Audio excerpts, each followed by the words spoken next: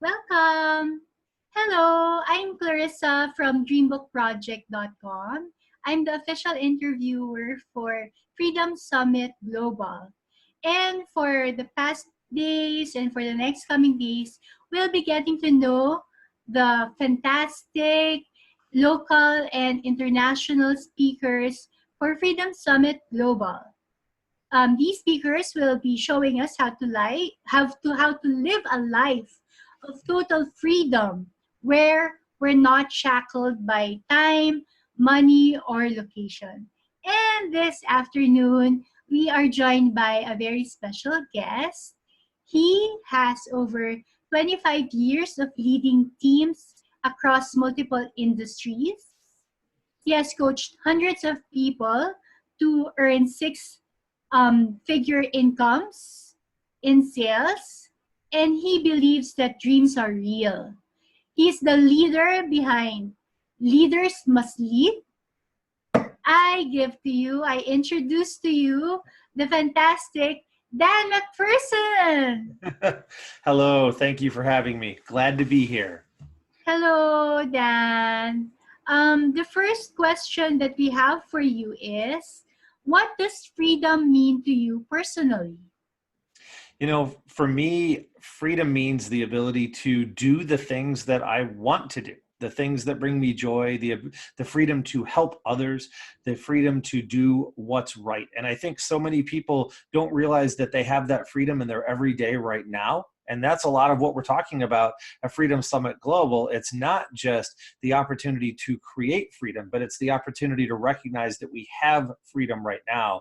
I believe that life is 20% what happens to you and 80% how you respond to it. So how we respond to the situations we have really says a lot about what we believe about freedom and how much freedom we experience. So it's not just having the ability to do what you want to do, but it's the ability to serve other people. And you mentioned that it's actually a matter of recognizing that you already have that freedom within you or for you. Yes, that's a big part of it for me. And for me, it took a while to realize that, right? I would come up with every reason why I couldn't do something. And now I find the reasons why I can. And some of that comes from understanding how you can have freedom of time and how you can have freedom of travel. But it also comes from removing our own self-imposed barriers. There are these barriers that we have that we create for ourselves that say travel is hard or or I don't have enough time. When instead it's just changing with the lens we look through. It's changing how we perceive things and making our choices differently so that we're being proactive with our lives and we're happening to our lives instead of them happening to us. So it's a matter of perception or belief in That's a terms lot of, of it for sure. yeah. Now, can you do things to make more freedom? Yes.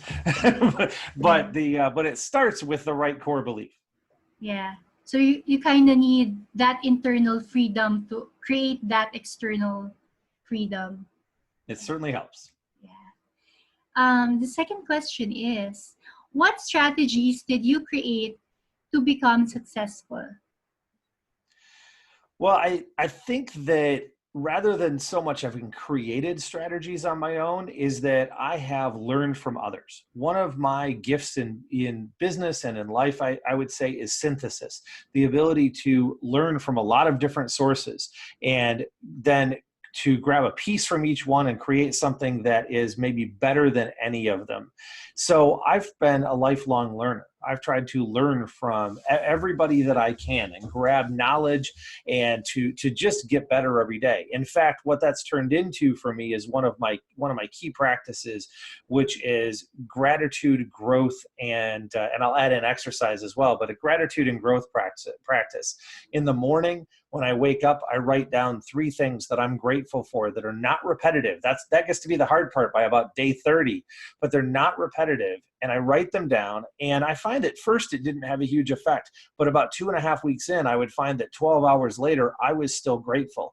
And the more grateful I am, the more focused I am on other people and on how good things are, the more good things happen and the more the success began to occur. The second is that at the end of the day, I'll take and write down for just in 2 minutes, I'll write down how I got better that day, or what I learned that day, or how I improved that day, or how I moved forward that day. And if I can't think of something, then I have a book that I'll leave next to that note, and I will open the book and read for 15 minutes until I can write something. I do that because I believe you either go forward or backward in a day. And if you think you're sitting still, you're actually drifting slowly backward. And I never again want to go to bed in a day where I went backward. I only want to have gone forward in life. So those are a couple of things. I think recognizing that time works a little differently than most people think, and that it has a lot of value. It has more value than money itself, and that you can create success through relationships, that people matter, all of those things. But it starts with gratitude and growth. Gratitude and growth. Funny, but in the dream book that I mentioned earlier to you and Ricky, I have a page that that contains exactly just that, gratitude and growth page. That's awesome. Yeah, I love it. yeah. The third question is, what tips do you have for someone who wants to live the digital nomad lifestyle? So if they want to live a digital nomad lifestyle, it's about understanding who you want to be and what your North Star is. And I think this will probably come up in some of the questions later as well. It's one of the most common topics that I work with my new clients on, and within our mastermind with that group of clients as well. It's the idea that we want to understand what it is that we're aiming at. Who do we want to be and where do we want to be, and really make sure that that is our North Star. Then you make all of your decisions related to that. The way you ask 2 questions. It's a decision filter that I train with a lot of my clients. Question number 1 is, will whatever I'm considering doing move me closer to my North Star or further away? And if the answer is further away, then whatever that choice was, it just goes away. We're not going to do it. If the answer is it moves me closer, then we ask question number 2, which is there anything that moves me further, faster towards my North Star? And if something else would move me further, faster than this thing I'm considering, I take it and I put it on a list. And so that way it makes me mentally happy because I got some calm because I put it on a list and I know it'll get taken care of at some point, but it isn't the thing that I need to do right now. And then I come back and I look for what is the thing that moves me the furthest, the fastest, and I focused on doing that thing, or those couple of things. And doing that will give you the greatest chance for freedom. And if becoming a digital nomad and living that lifestyle is your goal, and the freedom that comes from that is your North Star, choosing the things that move you the furthest, the fastest towards it will be a really big deal. Now, how do I do that? I look at the things in my life and I ask, well, do I have to make some big decisions? Because aiming towards the North Star, it might be a big choice. For me to get to my North Star, to head towards the digital nomad lifestyle that I'm now moving towards, I knew that I had to begin helping people in a different way than I was. And I was actually offered a promotion and resigned my position at a very successful company to start my own company.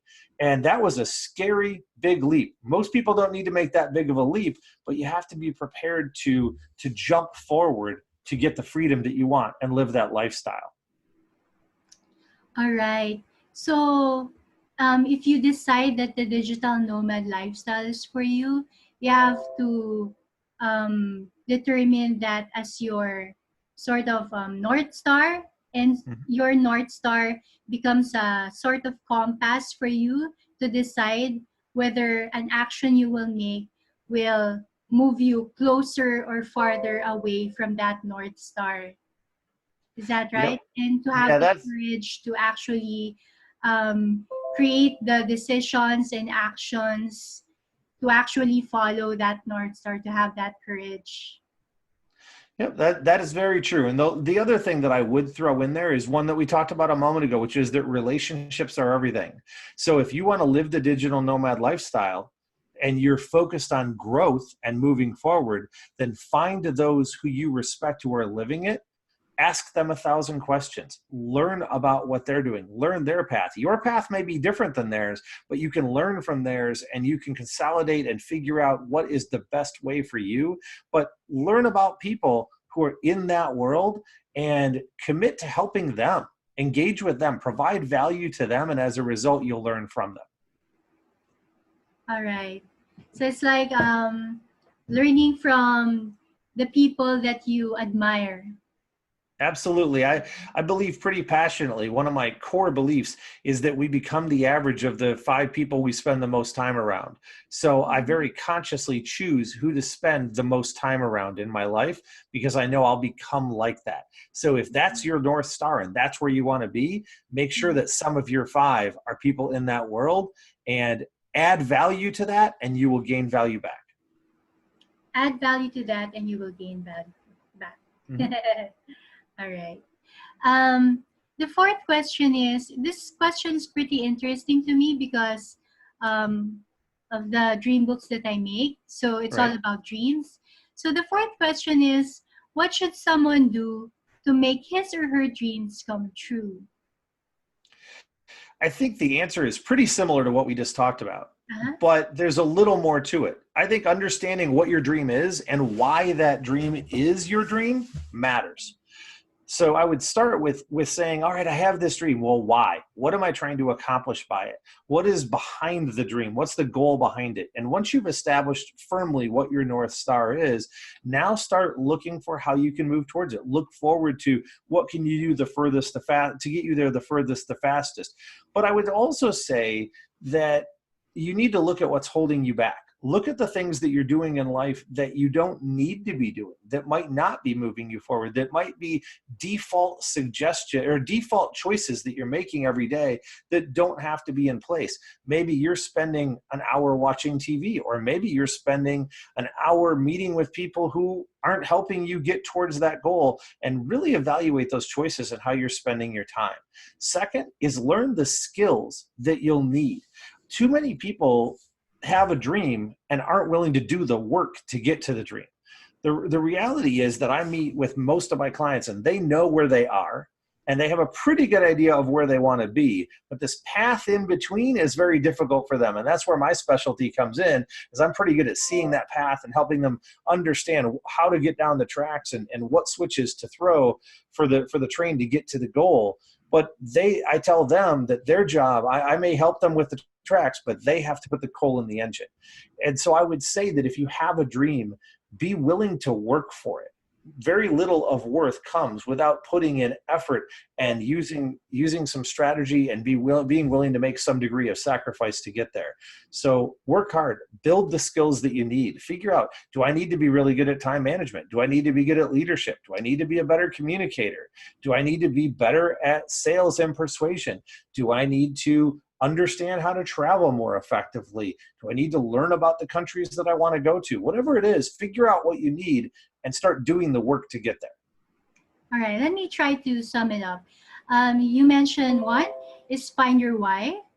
The second is find out what's holding you back. And third is learn the skills that you need. Is that That's very good. all right? Okay, the fifth question is, what is your favorite travel story? My favorite travel story? There are 2, so I will pick the one that is most relevant to this conversation.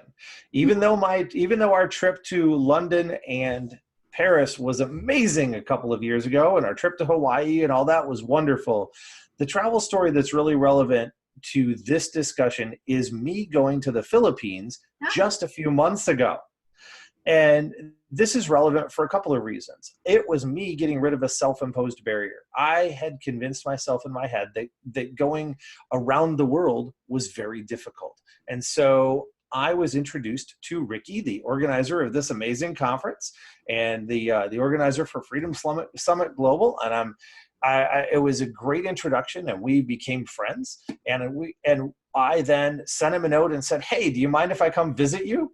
because I want to spend some time around you. And I imagine that he was a little surprised, and we talked for a while, and he said, sure, that'd be great. And he was super gracious and offered to host. And I went alone and went and met him and had lots of adventures. We rode in more than a dozen types of transportation, went to different types of museums. I met a wonderful driver who will listen to this, Julius, and he was kind enough after I met him to take me home to his family, and they cooked chicken adobo for me. And it was just a wonderful, great way to meet people. And people are the essence of travel, and they're the essence of our journey through life. Relationships are what matter, and relationships are what that trip was all about. With Ricky, with the people on the streets, with the massage that we got, with Julius at the volcano, wherever we went, it was all about relationships. And that was a fantastic travel story to do a lot of really cool stuff about all as far from home as I could get. I believe in that too. That for me, when it comes to traveling, it's all about people as well, not just the places that I go to. I believe in that as well, Dan. That's good. Um, the sixth question is, what is your vision for the future? So for the future, my vision is, I suppose, pretty simple in some ways, in that my vision for my future is to help as many people as possible. I believe, as you said at the beginning, that dreams are real. And as I'll talk about at the summit, I believe that we have a lot of our own objections. We have this voice in our head, and we'll talk about him. Everybody will know the name Harold, because we're gonna name him Harold. And Harold says all these bad things to us. Harold in our that voice in our head tells us that we're not good enough, or we don't have it. We shouldn't be charging for what we do, or we should get a real job, or we should go. This is a nice hobby. Whatever it is, all the things to shout us down. Harold's not a really great guy. And what I believe that a lot of my mission in this world is to help people recognize that dreams are real, to help them realize that they can create and grow profit regardless of what their skill and ability is. And so my vision for the future is where we go around the world sharing how people can gain that freedom and accomplish and achieve their dreams, and they can live a life that they've always wanted to live. And not to do that for tens of people or even tens of thousands, but to share that message with millions of people over the next 10 years. And that is my vision of the future.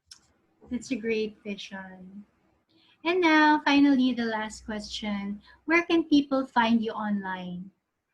They can find me, for the most part, anywhere with the word Leaders Must Lead. That is the company that I formed, because I do believe passionately in leadership. We are all leaders in life, and we can all be better leaders. So that, excuse me, that is what I've focused on. So Instagram, Leaders Must Lead; Facebook, Leaders Must Lead; my website, leadersmustlead.com, which by the time most people hear this, we'll have the new website up. It'll be new and shiny and great, and have a lot of great resources, but that'll probably be a week from when this is recorded. And then on LinkedIn is the one place where you'll find me truly under my name, Dan MacPherson, and I'm glad to connect with everyone there. I would be excited to connect and respond with people across social media for Leaders Must Lead in any way that we can. I love to help, and I love to meet new people. Thank you, Dan. That ends our interview. So again, I invite everyone to the Freedom Summit to achieve time freedom, financial freedom, and location freedom. We'll be in Manila on March 30 to 31, Kuala Lumpur April 6, Singapore April 7, Bali April 13, and Chiang Mai April 17. And we invite everyone to like Freedom Summit Asia and Freedom Summit Global on Facebook. Absolutely. That ends our interview. Thank you so much, Dan. Yes, see you at Freedom Summit Asia.